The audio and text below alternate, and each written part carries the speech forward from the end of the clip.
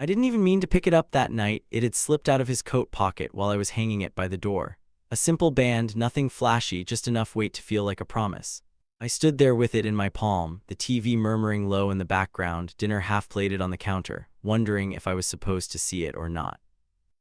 That was the night I told myself, maybe it's finally happening. Maybe I'm not just the person he unwinds with after a long trip, maybe I'm the destination now. His coat still smelled faintly like gas station coffee and the kind of soap they use in hotel bathrooms. I remember that too, because now I wonder who else smelled it on him first. It started 3 years ago, almost to the day, when Jard moved into the unit above mine. I was in the middle of unclogging my kitchen sink, shirt off, arms elbow-deep in murky water, when he knocked to introduce himself. "I swear I'm not trying to hit on you," he said, grinning, "but do you have a wrench I can borrow?" I still do. I loaned him the wrench, and he returned it an hour later with a six-pack and an invitation to help him hang his blinds. We cracked 2 beers, then never touched the other 4. He had one of those easygoing smiles that made you feel like you weren't being watched, you were being seen. That's rare in a city like this. At first, we were just guy friends. Neighbors who shared Wi-Fi passwords and emergency chili at midnight. I never pressed him about his job. He said he traveled a lot for work, did regional logistics or something. He had some clients in Texas, one in New Mexico, gone for stretches, back for weekends. The space between us just kept closing. It was gradual, not a lightning bolt, not a movie kiss under the rain. It was, "Hey, I'm grabbing Ty, want some? And your porch light's out, I fixed it." It was him passing me a mug of coffee when I looked like hell and I didn't even have to ask. Eventually, he started crashing on my couch after his trips. Then it became our bed. "Do you miss it when you're gone?" I'd asked him once post-shower, our feet tangled on the old quilt my mom made. I meant the apartment, us, the life we'd carved between work trips and shared grocery lists. "Every damn second," he said, and kissed the top of my shoulder. He never once said, "I love you," not until the ring. But I felt it in everything he did, or I thought I did. Jard had this habit of buying me little things when he came back. Socks with dumb patterns, keychains from airport gift shops, even a hot sauce with my name on it. I kept them all in a drawer I didn't let anyone touch. Souvenirs of being chosen, even when he was far away. He also didn't let me post him online. "Work reasons," he said. "I'm kind of private, hope that's not weird." He never stopped me from talking about him, just said he didn't want pictures. I chalked it up to client discretion. Some corporate types are weird like that. And I believed him, because why wouldn't I? We talked about the future, not in vague, someday terms, real things, houses, dogs, even names for kids we might never have. Jard liked Miles. I liked Eli. We argued over whether a backyard fire pit was worth the maintenance. He kept saying, "Once I get this big contract signed in El Paso, everything will settle. I'll have more control over my schedule. We'll finally be able to plan." El Paso, that was the first breadcrumb I should have followed. The night I found the ring, I waited until he came out of the shower. He was in a towel, humming something off-key, and I stood there like an idiot, holding it out like it was some kind of moral quiz. His face went still for a half-second, then softened. "Guess the surprise is ruined," he said. "You were gonna ask." Of course I was. He stepped forward, took the ring, kissed my temple, and held me in that way that makes your lungs feel like they've forgotten how to fill. "You're it for me," he said into my hair. "You've always been it." I didn't question it, didn't ask why the ring was in a side pocket, didn't press him on why there wasn't a box. I was too busy floating.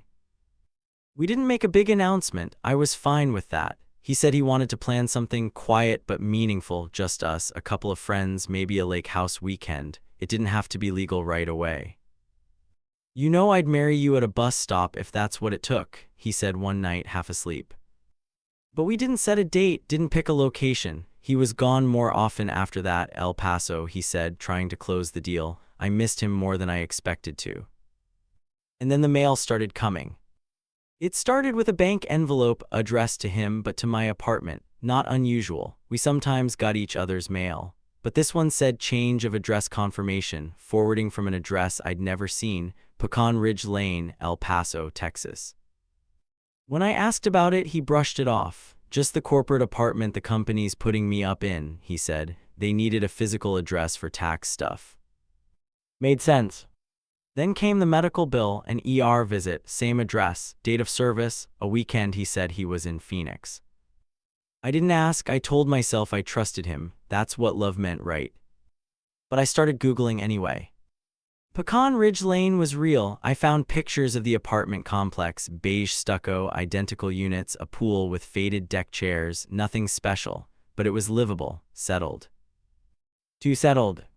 There was a resident directory, probably not supposed to be public, but someone had uploaded a PDF for a community yard sale. I clicked through names. And there he was. Jared Thomas Avery, Unit 3B. Next to another name. Sabrina L. Avery. I stared at the screen so long, it dimmed and went dark. I didn't sleep that night. Didn't eat the next morning either. I just sat in the kitchen staring at that dumb hot sauce bottle with my name on it. Jared's favorite mug, chipped on the handle, was still in the sink. Everything felt touched by him, and suddenly nothing felt real. I didn't want to believe what I'd seen. Maybe it was a clerical error. Maybe Avery was his sister, a cousin, a roommate, but my chest said otherwise. I called, he didn't pick up. I texted, call me when you land, need to talk, urgent. He replied, in meetings all day, you okay?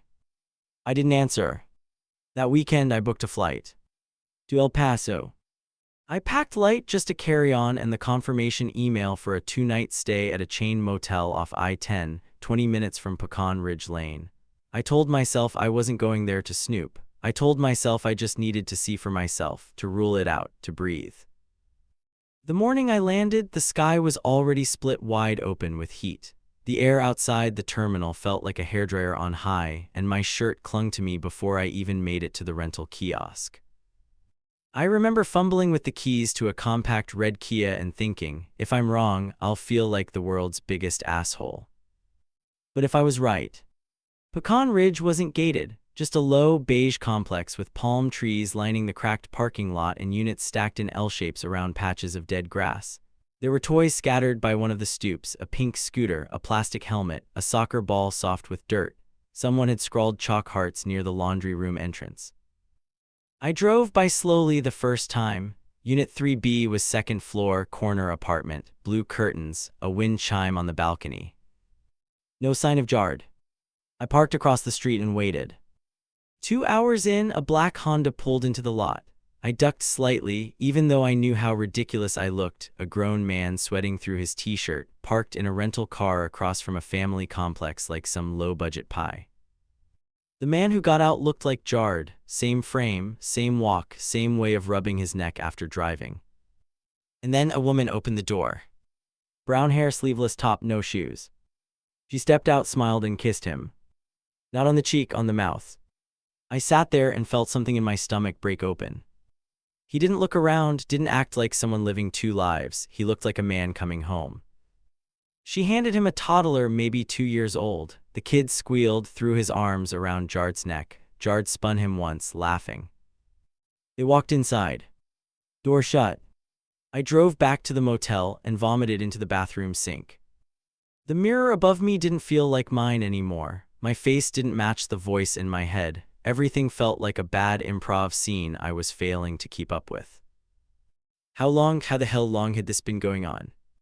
Had he been lying from the beginning? Had she come first? Was I the secret, or was she? I didn't sleep that night. I stared at the ceiling, the hum of the motel AC unit the only thing anchoring me to the moment. I kept refreshing my phone, scrolling through every text Jared had ever sent me, trying to find the glitch, the hint, the slip-up. There weren't any, because he was too good at this. The next morning I went back, sat in the same spot. This time I brought coffee and a granola bar I didn't eat. Around 10 she came out again, pushing a stroller, phone to her ear. I cracked my window. I didn't know what I was hoping to hear, but all I caught was, "Yeah, Jared's home this weekend, finally. Can't believe his boss keeps sending him all over the damn map." She turned the corner. So that was the story. He was traveling for work, to us both. I was the weekend, she was the rest. I didn't confront him then. I flew home the next day, silent. When I landed, I didn't even turn on my phone. I just went straight to my apartment, sat on the edge of the bed we used to share, and tried to breathe through the weight of it all. Jared came back 3 days later. He let himself in with his spare key, tossed his duffel on the floor. "Miss me?" he asked, grinning. I didn't answer. He walked over, leaned down to kiss me. I flinched. His brow furrowed. "Hey, you okay?" I looked up at him. "Who's Sabrina?" His face didn't change. Not the way I expected. He blinked once, then his mouth parted slightly. "You went through my stuff." "No," I said calmly. "I went to El Paso." Silence. Jard sat down across from me, rubbed his face like he was trying to stall the sun. "It's not what you think." I laughed. It was the kind of laugh you never want to hear yourself make, hollow, shredded, mean. "There's a toddler, Jard." He exhaled, said nothing. "I saw you pick him up. I saw you kiss her. I know where you live." More silence. "I need the truth, not the version you practiced, the truth." He leaned forward, elbows on his knees. "She was first," he said quietly. "Her name was Sabrina Lynn Avery. They got married young, early 20s. She was a school nurse. He met her during his first job in Amarillo. They moved around a lot for work. The kid, his name was James.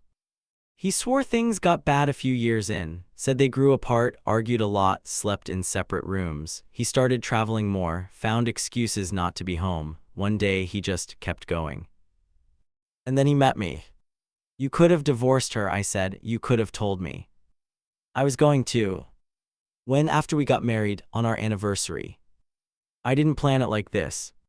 "No, you managed it like this." He said he was scared, that he didn't know how to let go of the family image, that he was ashamed, that I was the first person who made him feel like he could start over, but he didn't know how to finish what came before. He said all of it like it was supposed to fix something. It didn't. "I need time," I said finally. "Please," he started, but I cut him off. "Just don't come back tonight." He left. That night I pulled every trace of him from my apartment. Socks in the dryer, cologne on the shelf, that dumb hot sauce bottle. I threw them into a box, then taped it shut. The ring. Still in my drawer. I didn't hear from him for a week, then 10 days. Then a text. I told her I'm staying at a hotel. I don't want to lose you too. I didn't reply. Then another. James doesn't understand why I'm gone. Sabrina's furious. I'm trying to be honest now. Doesn't that count for something? Does it? Because now I wasn't just hurt. I was involved in a collapse I never agreed to join. 2 nights later, I came home to find Jard sitting on the stairs to my building. He looked wrecked, pale, unshaven, his usual confidence gone.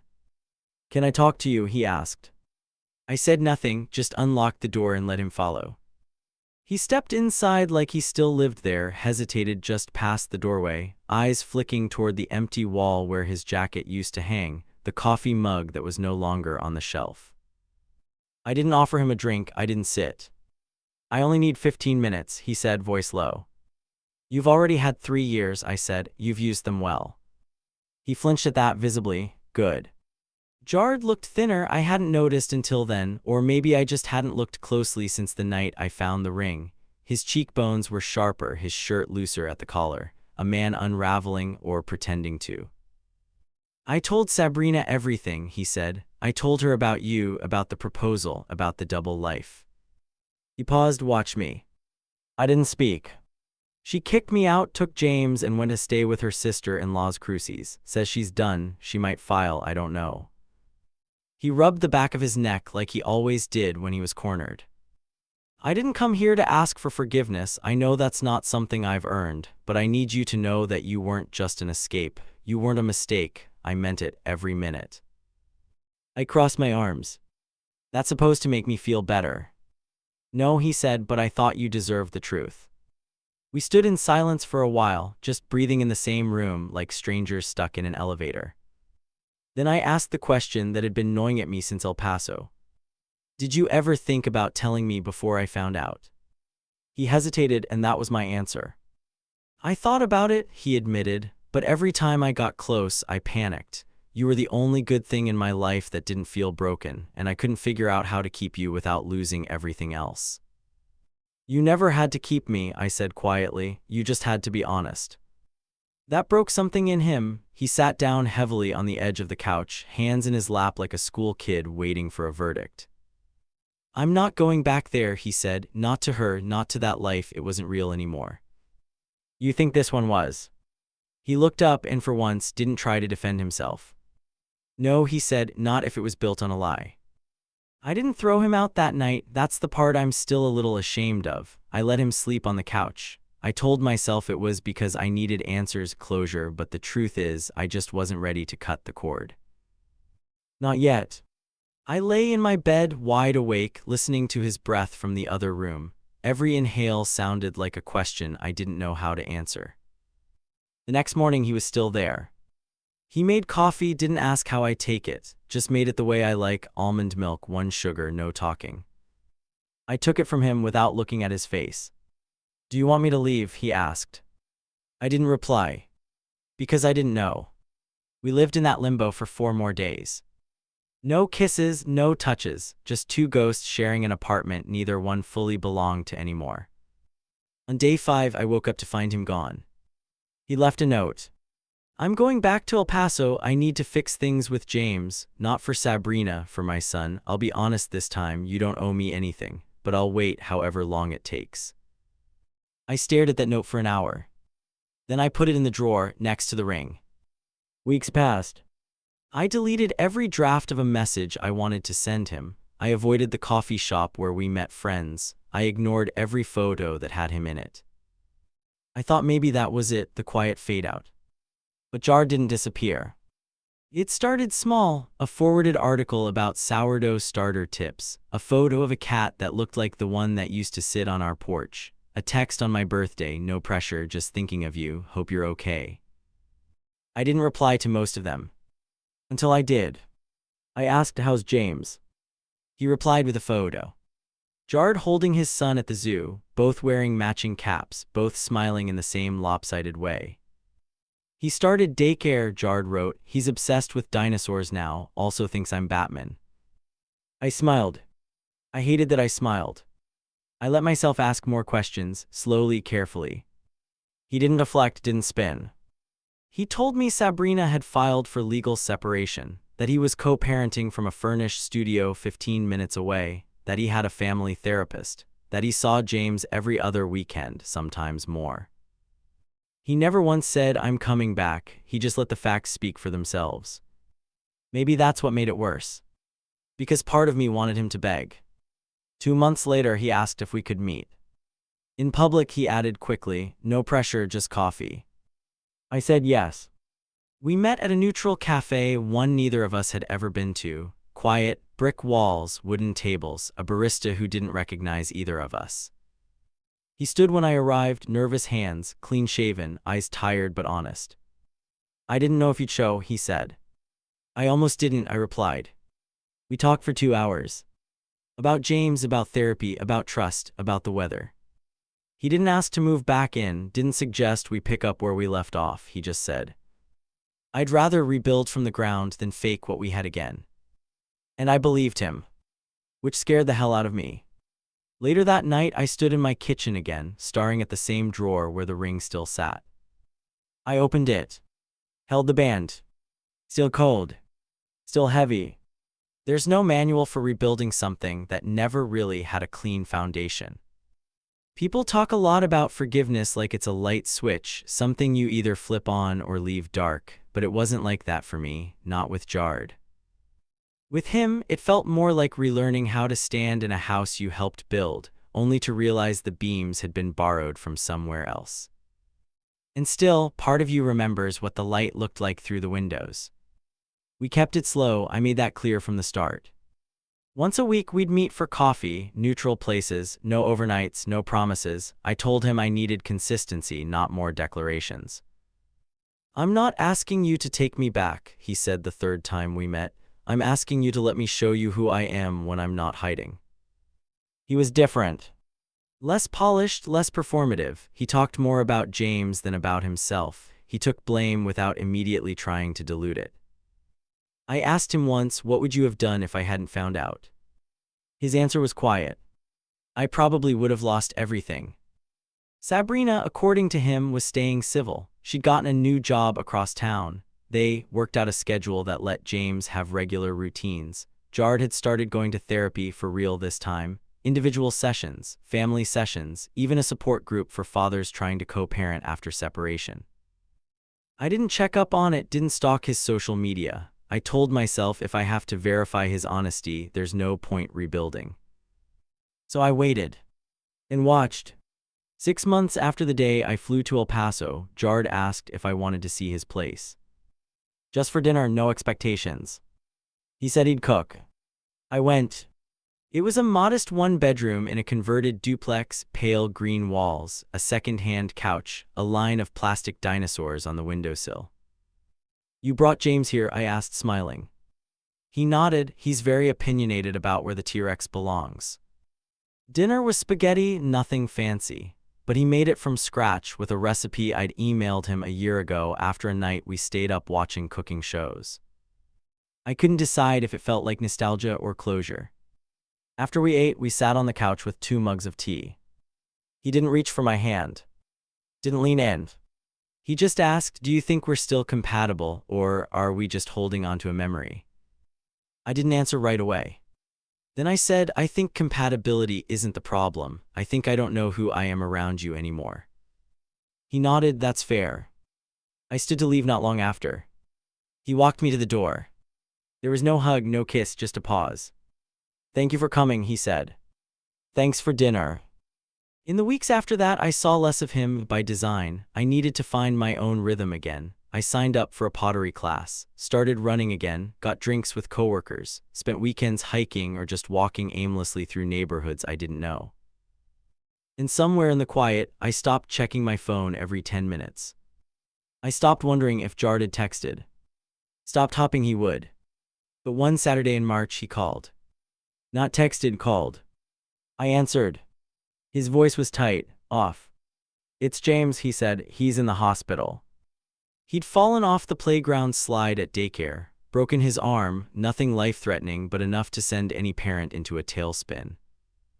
I know it's not your problem, Jard said, but I needed to hear a voice that grounds me. And damn it, that voice was mine. I went. Not because I forgave him, not because I owed him, but because I knew what it felt like to have your world collapse quietly.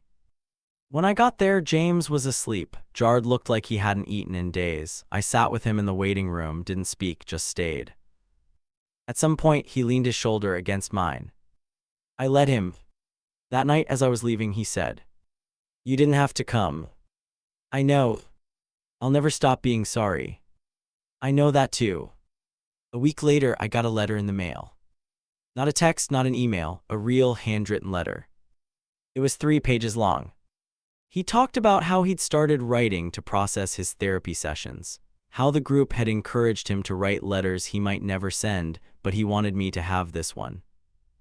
He detailed everything, the first lie, the spirals, the mornings he wanted to tell me but didn't. He wrote about James, about Sabrina, about me.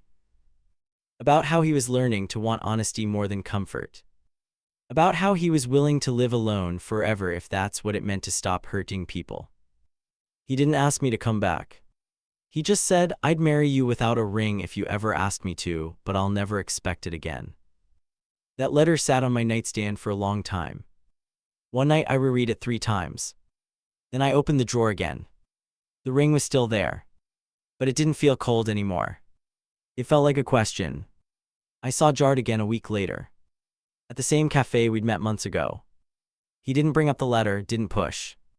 But as I was leaving, I turned back and asked, Do you still have the box? He blinked. The box. The ring box. His eyes softened. Yeah, why? I shrugged, just wondering if you kept it. He smiled, small, hopeful. I did. That night I slept better than I had in months.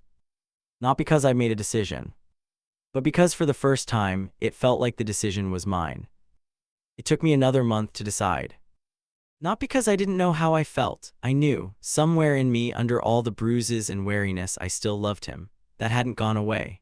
What I wasn't sure of, what I needed time to make peace with, was whether I could build something real with someone who had already proven how well they could hide. Love wasn't the question. Trust was. In the end, it wasn't some dramatic realization or sweeping gesture that changed things. It was James. I ran into them by accident at the bookstore near my place. I hadn't planned on being there. I was picking up a cookbook for a friend's birthday. I turned a corner in the children's section, and there they were. James had a dinosaur backpack slung over one shoulder and a sticky popsicle stain on his shirt. Jard was crouched beside him, pointing to a shelf of colorful picture books. He didn't see me at first. Then James tugged his arm. "Dad, that's the guy from the zoo, right?" Jard turned startled. I smiled, a little awkward, a little amused. "Hey," I said.